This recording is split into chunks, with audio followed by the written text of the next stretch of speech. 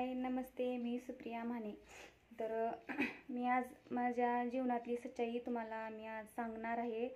तर माझ्या लहानपणी काय घडलं माझ्यासोबत ती मला सांगणार आहे. म्हणजे असं कुणासोबत घडते कुणासोबत नाही घडते ते सगळ्याचं म्हणजे जास्तींना वाटते की माझ्यासोबत जास्तच काही त्रास झालेला आहे असं वाटते. तर माझे वडील ना 7 वर्षे आजारी होते. तर मी माझ्या वडिलाला सांभाळ केले, मी माझ्या वडिलाचा स्वतः. तर 7 वर्षे माझे वडील आजारी होते. तर 3-4 महिने फिरायचे, उठायचे आणि पुन्हा परत 3-4 महिने पुन्हा आजारी पडायचे. आणि माझी आई तर म्हणजे माझ्या वडिलांसोबतच दवाखान्यात वगैरे, पुन्हा घरी बी थांबली तर त्यांचं औषध खाणं पिणं वगैरे असंच. त्यांना आईला तर काम हेच आवरायचं नाही, कधी कधी कामाला पण जायची. आणि त्याच्या आधी खूप चांगलं होतं सगळं आमचं काही. कोंबड्याची दुकान होती, पप्पा टेलर होते. तर दुकानातलं माणूस वगैरे येऊन पाणी वगैरे भरून जात होतं घरामध्ये. तर तेव्हा काही नाही वाटायचं पण तेवढं काही. पण वडील आजारी पडल्यामुळं मग सगळंच थोडंसं करताच माणूस घरातला आजारी पडल्यावर खेळ बिचकत आहे ना. मग ते तसं झालं आमच्यासोबत, ते तसं झालं. मग ते झाल्यावर मग ते आई मला ते शेतात एक काकरी धरून, ती बोलतात ना ह्याचं कामाची, तर तशी एक काकरी ती धरून मी आईसोबत शेताला वगैरे जायचं. पुन्हा नंतर समाज मंदिर बांधत होते आमच्या तिकडं. तर समाज मंदिर आणि पुन्हा परत नाले रस्त्या असे बांधकाम सुरू होतात ना, घर कुणाचं बांधते वेळेस. तर मी तसं कामाला पण जायचं, मिस्त्रीचं वगैरे काम केले मी, सगळी कामं केलेली इथं. तर मिस्त्रीचं वगैरे काम केलेलं आहे मी. तर मिस्त्रीचं काम करते वेळेस नाल्याचं पाणी, नालीचं गटारीचं पाणी असं मगानं आपल्या घागरीत उलटायचं आणि ते डोक्यावर चिंबळ करून नेऊन त्या नाल्यावर, समाज मंदिरवर, नालीवर असं बांधकामावर टाकून द्यायचं. आणि दुसऱ्या बायका पण उचलू लागायच्या मला, घागर वगैरे उचलत नव्हती मला. तर बायका, माझी आजी, माझी आई असं उचलून माझ्या डोक्यावर ठेवायचे आणि पुन्हा परत ते आम्ही टाकून द्यायचं. अर्धी का पगार होईना पण काम केलंय मी, कष्ट केलंय मी. पुन्हा नंतर छोटीच होते. पुन्हा नंतर पप्पाचं कोंबड्याचं वगैरे दुकान होतं ना, ते सगळं बंद पडलं. आणि पुन्हा परत मी गावात जायला सुरू केलं. आणि दारूचं दुकान होतं साईडला, त्या दारूच्या दुकानापाशी एक वट्टा होता. त्या वट्ट्यावर मी दररोजचं मुरमुरे, खारी मुरमुरे किंवा शेंगदाणे असं दररोजचं बसून विकायचं. आणि ते जसं जसं अंधार पडेल ना तसं तसं ते जास्त दारू पिणारे लोक यायचे आणि ते घेऊन जायचे. आणि आपलं 5 लिटरचं तेलाचा डबा जो असते ना, 5 लिटरचा, त्याचा वरचं ढक्कन असतं ही, तसा एक ढक्कन 1 रुपयाला करून द्यायचा मी त्या टायमाला. तर त्या टायमाला बायकांना 25 रुपये 30 रुपये हजेरी होती शेतामध्ये. तर मी त्या टायमाला आपलं 50 रुपये करून घेऊन जायचं. आणि पप्पाला कोंबड्याचं दुकान असल्यामुळं जास्त नॉनव्हेज चिकन वगैरे खायची आधीपासूनच सवय होती, त्याला नाही खाल्ले की जमत नव्हतं. मग त्याच 50 रुपयामध्ये 18 रुपयाला पाव किलो तेव्हा चिकन होतं. तर मी 20 रुपयामध्ये आपलं भाजीचं आणि मला चिकन पण घेऊन जायचं, मसाला पण 1.5 रुपयाचं खोबर, 50चं मसाल्याची पुडी आणि चिकन 18 रुपयाचं, म्हणजे 20 रुपयामध्ये आपली भाजी तयार घेऊन जायची घरी. तर घरी जाते वेळेस इतका असा गाढ अंधार राहायचा. तर पहिलेच्या अंधार तर तुम्हाला माहिती आहे, आता कुठं म्हणत ते लाईटी लावायला तर. आणि गाढ अंधार राहायचा आणि इकडं मुर्दे जाळायचे आणि मधून वडा होता आणि वड्यातून जायचं होतं मला.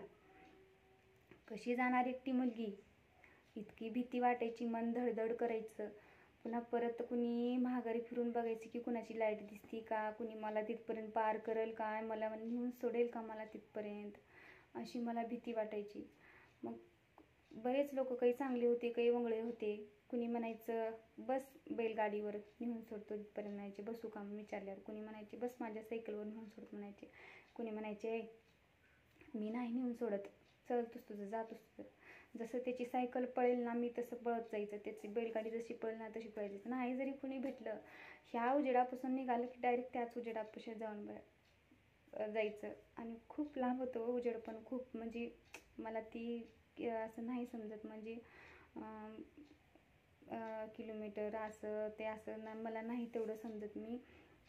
माझं शिक्षण काही झालेलं नाही, कारण की मला घरच्या जबाबदाऱ्या भरपूर होत्या. माझ्या वडिलाची जबाबदारी होती आणि माझे वडील मला मुलगी नाही मुलगा म्हणून समजत होते. आणि भाऊ माझे 4 होते, 4 बहीण भाऊ, 5 बहीण भाऊ आहेत आम्ही. ते लहान 4 होते आणि मी सगळी मोठी असण्यानं जबाबदारी माझ्यावरच पडली जास्तीची. खूप आवड होती मला शिक्षणाची, पण शिक्षण काही झालेलं नाही माझं. तर अंधाराच्या दिवसामध्ये मला त्या टायमाला मला भूताची भीती वाटायची. पण आता असं झाले ना की भूताची सोडून माणसाची भीती वाटायली लोकांना. ते 3 वर्षाच्या चिमुकलीला अपघाताने मारून टाकलं, तर खूप वाईट झाले त्यांचं. तर पहिलं भूताची भीती वाटायची, आता माणसाची भीती वाटायली. उजेडाचं सुद्धा, दिवसाचं सुद्धा माणसाची भीती वाटायली मला. तेव्हा अंधारामध्ये भूताची प्रेताची अशी भीती वाटायची. तर मी तसे दिवस काढले. तर पुन्हा परत माझ्या आत्याने मला बोललं की, माझ्या वडिलाला म्हणले की माझ्या मेसमध्ये 4-5 बायका कामाला आहेत, 3-4 पोरं कामाला येतं. माझ्या भावाची मुलगी आली तर माझं काही बिघडत नाही, येऊ दे तिला कामाला. तर मी हे करेन, म्हणजे पैसा बी देईन, थोडंसं खाणं पिणं पण देईन म्हणून माझ्या आत्याने पुन्हा परत मला लिलंग्यामध्ये कामाला लावलं. त्याने पण 50 रुपये दिलं रोजचे. पुन्हा नंतर हे होते तिथं शिकायला. तर हे म्हणजे माझ्या आत्याचाच मुलगा आहे, मी मामाचीच मुलगी आहे, पण त्या आत्याचं नाही, दुसऱ्या आत्याचं. तर आम्ही असं मस्ती मजाकमध्ये आमचं म्हणजे प्रेम वगैरे आम्हाला काही कळत नव्हतं, पण असं चिडवत होतो, बोलत होतो, खेळत होतो. असं आम्ही चिडवतो. आत्याचं मामाचं नातं आमचं कसं असतंय तसं आमचं नातं होतं. पण आमच्या आत्यानी, आमच्या आजीनी, वडिलाच्या आजीनी आम्हाला जवळ करायचा प्रयत्न केले. आजी बोलली की आम्हाला करून घे, तुला 20,000 रुपये नाही 5 ग्रामचे कानातले देते. आणि ह्यांना बोलली की सुप्रीला करून घे, तुला 5 ग्रामचे म्हणजे 20,000 रुपये देते. असं एकूण एकाच्या माघारी एकूण एक असे म्हणजे आमची भरी गाठली. आणि पुन्हा आम्ही सहज बी बसलो ना तर आम्हाला बोलायची की त्याची आठवण येईल का. जेवले नसली की बोलायची की त्याने जेवानी म्हणून तू जेवानीस का, तिने जेवानी म्हणून तू जेवानीस का, असं म्हणजे असं थोडंसं चिडवायला लागले आम्हाला. तर अशामध्ये आमचं लगीन ठरलं. पण माझ्या आईच्या मनात काही नव्हतं माझं लग्न करून इकडं द्यायचं. माझ्या आईच्या मनात होतं की आईच्या नातेवाईकासोबत म्हणजे लग्न करून द्यायचं होतं. तर माझी आई मला 1 महिना तर बोलली नाही. तर हळूहळू पुन्हा सगळं काही ठीक होत गेलं. मग लगीन वगैरे आमचं साध्याच पद्धतीनं झालेलं आहे, घरगुती घरातच फक्त. आणि लगीन वगैरे झाल्यावर मूल वगैरे झालं. मग आम्ही इकडं लातूरमध्ये आम्ही राहायला आलो. तर आम्ही किरायानं राहिलेल्या ठिकाणी, तर आम्ही पोत्यामध्ये भांडे आणलो होतो. तर आम्ही राहिलेल्या ठिकाणी मी घरगुती असं काही काम करत होते त्या घरमालकींचं. तर तिनं कुठं वाटीभर भात द्यायचा. आता ती भात मी कचऱ्याला टाकून देते मी उरल्यातला. तर वाटीभर भात द्यायचा आणि पोळ्या द्यायच्या, ती कच्च्या वगैरे असं मिशनीतून काढलेल्या होत्या. तर तसे पोळ्या तसं हे करून आम्ही दिवस काढला. तर आम्हाला खायला प्यायला तेवढं काही भेटत नव्हतं.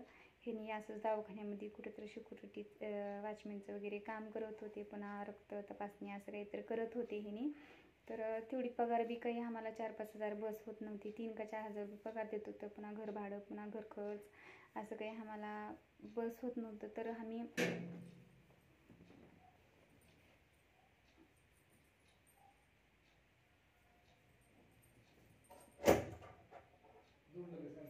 द्यायचे का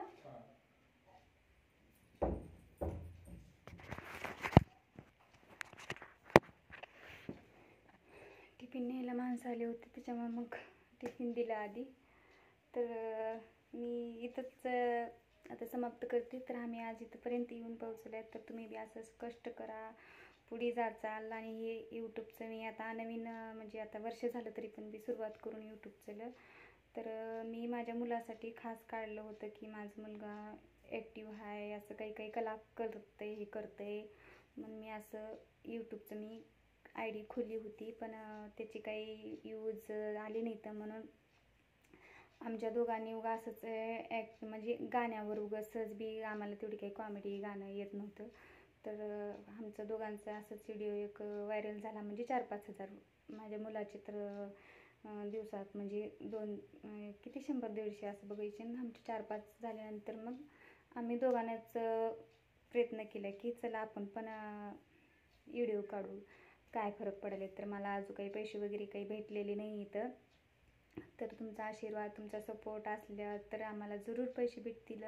आणि कुणाला माहीत जरी असलं कधी पैसे भेटणार आहेत तर जरूर मला नक्की सांगा की माझी ह्या परिस्थितीमधून मी इथंपर्यंत आज दोघेही नवरा बायको आम्ही कुठलेही कष्ट करून मेहनत करून आज इथपर्यंत आम्ही पोहोचलेले आहेत.